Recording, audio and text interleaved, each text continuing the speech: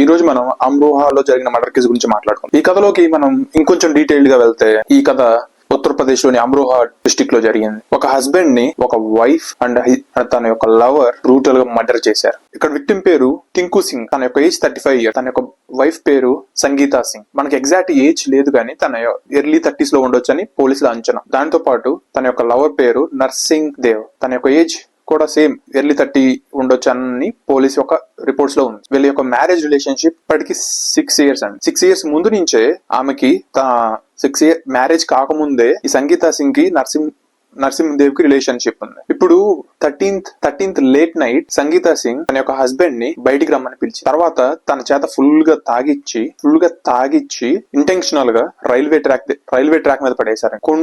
కొంచెం సేపు చూసి ఏ ట్రైన్ రాకపోయేసరికి గొంతు నిలిమి చంపేశారు.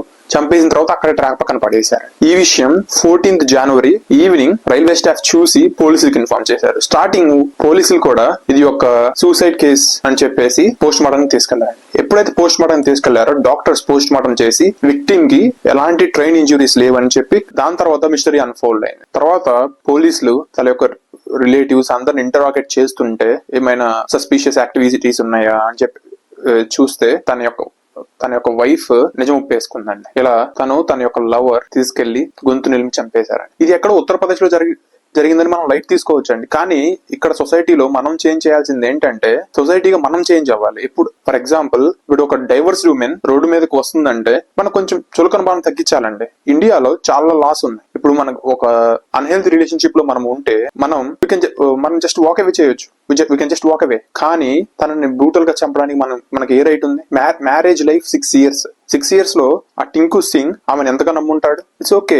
ఈ వైఫ్ కి రిలేషన్ నచ్చకపోతే తను జస్ట్ వెళ్ళిపోవచ్చు. తను చెప్పాల్సిన అవసరం లేదు. డైవర్స్ అని ఒక ఆప్షన్ ఉంది. ఈ ఇన్సిడెంట్ లో వైఫ్ కంప్లీట్ గా అఫెన్స్ ని సూసైడ్ గా మాస్క్ చేయాలనుకుంది. కానీ ఈ తప్పు ఎక్కువ కాలం నిలబడదు కదా, ఎప్పుడోసారి బయటికి రావాల్సిందే. సో తన యొక్క మెయిన్ ఇంటెన్షన్ ఏంటంటే తన హస్బెండ్ సూసైడ్ చేసుకొని చనిపోయాడు. సో నెక్స్ట్ తన యొక్క లవర్ తోటి రిలేషన్షిప్ కంటిన్యూ చేద్దామని నా థాట్ తోటి వెళ్ళిపోయిందండి. కానీ ఇక్కడ అన్ఎక్స్పెక్టెడ్ గా ఎప్పుడైతే పోలీసులు పోస్ట్ మార్టం తీసుకెళ్లారు, డాక్టర్స్ యొక్క రిపోర్ట్ వల్ల ఇన్వెస్టిగేషన్ కొనసాగేయడం వల్ల ఇది యొక్క సూసైడ్ కాదు, ఒక మర్డర్ అటెంప్ట్ అని తెలిసింది. తన యొక్క మెయిన్ మోటో ఏంటంటే తన హస్బెండ్ ని రిలేషన్షిప్ నుంచి కట్ చేయాలి. సో తను ఇంకా తన లవర్ తోటి రిలేషన్షిప్ కంటిన్యూ చేయొచ్చు. ఇప్పుడు మనం ఒక సొసైటీలో మనకు ఏదైనా మ్యారేజ్ ఇష్టం లేకపోతే మనం చెప్పగలగాలి మన పేరెంట్స్ తోటి. పేరెంట్స్ కూడా ఎప్పుడైతే వాళ్ళ యొక్క అడల్ట్స్ వచ్చి మ్యారేజ్ ఇష్టం లేదు అంటే సో వాళ్ళ మ్యారేజ్ చేయకూడదు, ఫోర్స్ఫుల్ గా మ్యారేజ్ చేయకూడదు. ఎందుకంటే ఇప్పుడు ముగ్గురు లైఫ్ డిస్టర్బ్ అయ్యాయి. టింకు సింగ్ లేడు, ఇంకా సంగీతా సింగ్, ఇంకా నరసింహదేవ్ ఇంకా జైల్లోనే ఉంటారు. ధన్యవాదాలు.